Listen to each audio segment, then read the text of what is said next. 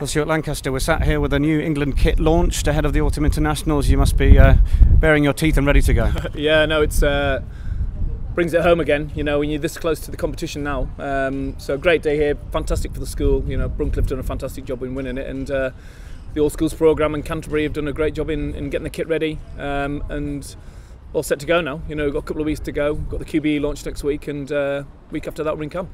Yes, indeed. You'll take the players into camp. The suggestion from most fans and specialists and journalists alike tends to be that there are an awful lot of decisions to be made. There's an awful lot of positions where there's a bit of contention.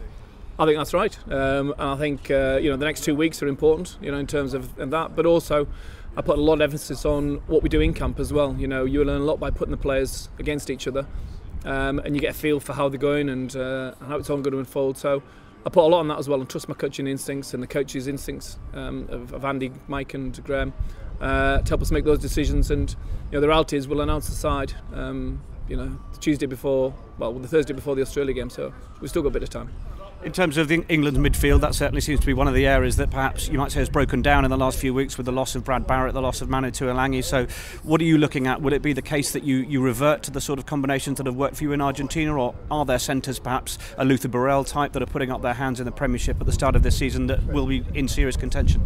Yeah, I think, you know, you've got 4 players in the Saxons, so Anthony Allen, Luther Burrell, Joel Tompkins, John Lynn Joseph, all of whom are playing well. You've got 1 or 2 others. Henry Trinder in particular has had a good start to the season. So, you know, I think all those players are going to come into consideration. And as I said, you know, the next 2 weeks will help us formulate those. But it is disappointing to lose 2 quality players like Brad and Manu. But, you know, one man's disappointment is another man's opportunity. So we'll see where we go. And you went to Argentina with Tom Wood in the captaincy role, rested Chris Robshaw. You're going to be without Tom Croft, which I'm sure is a big loss, so perhaps some suggestions that Tom Wood will take the 6 and Chris Robshaw could be in at the 7. Is the captaincy something that you think is very important to label sort of far out from a World Cup 2 years as we are? I think everyone makes it important. I think obviously what's more important for me is having a really strong leadership group. You know, gone are the days where you have this captain, this iconic leader who makes all the decisions and you put all the responsibility on him. So I put a lot more emphasis on, right, who's going to run the line out, who's going to lead the defence, who's going to run the game plan.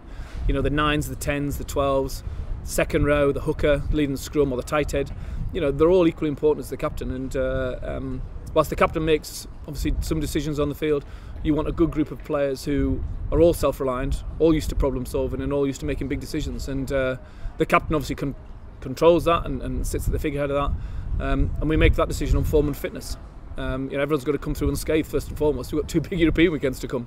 Yes, indeed, and we've seen Marland Yard here today showing himself in the new kit. He's been playing well, scoring plenty of tries for London Irish this season.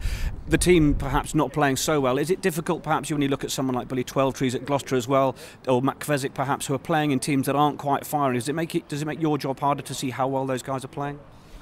Not really, no, because you know, every individual can do his job right within a team. Doesn't matter whether they're winning or losing. And you know, international rugby isn't just about dominating and being on the front foot all the time. You know, perhaps certain players you get a perception that they're ahead of where they are because their pack is dominating everyone they've only ever played on the front foot. So it's horses for courses, really. You take a lot out of previous track record and credit in the bank that they've got, and how much you trust them. And but equally, when players are under pressure, you want to see them make good decisions, and that's part and parcel of being a player. And finally, the Rugby Championship has been won by New Zealand. An incredible game at Ellis Park. You'll be pleased, I'm sure, that you're not playing the Springboks as well this autumn. But in terms of, you know, I know Graham and Andrew were over there. What have they come back and what have they seen, and how much of a test is Australia and Argentina and New Zealand going to be?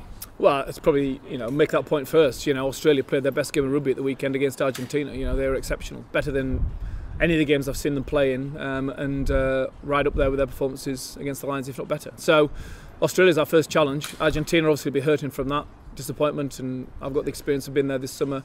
And then we've got New Zealand third. So I think all Southern Hemisphere sides have got that, you know, advantage in the sense that they've been in camp together, they've spent a lot of time together, they've got a little bit of a break, and then they come to the Northern Hemisphere. As Northern Hemisphere sides, our players have finished, they've had an off-season, a pre-season, they've come back into club programmes, and then we get together for a few days and get into playing the Southern Hemisphere. So it's a challenge, but it's one we've always faced, and you know, we're confident in our squad, we're confident in the players we've got, and we're confident we'll be competitive.